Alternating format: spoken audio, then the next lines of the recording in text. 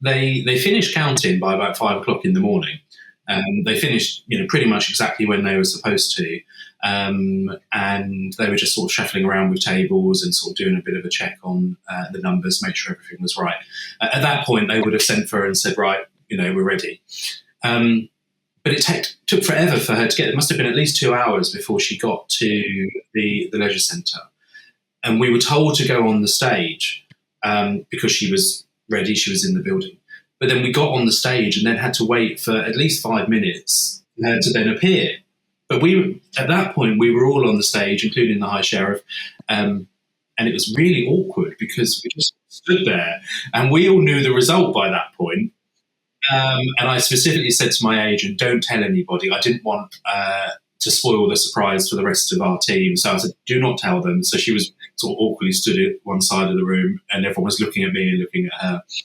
And I'm standing on the stage and I'm a bit of a fidget and I took my speech out. How good a poker player are you? Were you trying to keep a poker face? I took my speech out of my pocket. And I think at that point, just to make sure it was in the pocket, and at that point, several people said, yeah, we knew you'd won when you'd done that. Yeah, okay. Well, I said, you as you know, Truss, and you obviously shook hands and stuff. Has there been much of a kind of a handover? Because that's one of the things that I'm really interested in is the transition.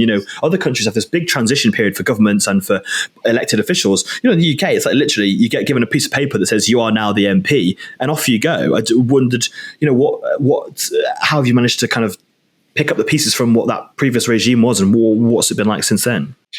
Yeah, I think having now been through the process, there are lots of advantages to the American system, for example, where you have the election in the November and you start off in the January to give yourself time to get set up.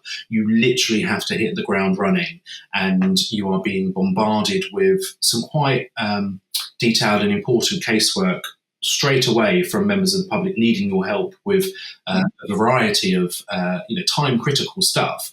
You have no staff. You've got to interview. You've got to recruit. People have to work their notice period. So I still don't have any staff. They're joining me in September. They've got to work their notice period. You have no office. You do get the laptop fairly quickly, so at least you do have some access. But there's. You don't have an email straight away either. I think I've got the email by the Sunday. So, that was, the House of Commons staff and everybody there's been amazing. The sort of support and induction has been incredible. But still, you can't possibly take over the running of an MP's office straight away. And there's also a lot of variety in terms of handover. So I've had colleagues say they were immediately contacted by the previous Tory MP, wish good luck, they've had a coffee, they've had a meeting, the staff have discussed. One MP I know, the former Tory MP, handed over all the office furniture, desks and whatnot, to give them the best possible start to crack on. I've not had any of that. I've had 2 press releases issued by the Liz Truss team having a go at me since the election. One basically saying I'm a failure because I haven't given my maiden speech before the recess happened. And I thought, well, 60% of the MPs didn't give a maiden speech before. And also in terms of priorities, that's not a priority for me. Supporting local residents with casework has been my absolute focus from day one. I will do the maiden speech in the autumn, along with the other 60% who didn't get in there straight away.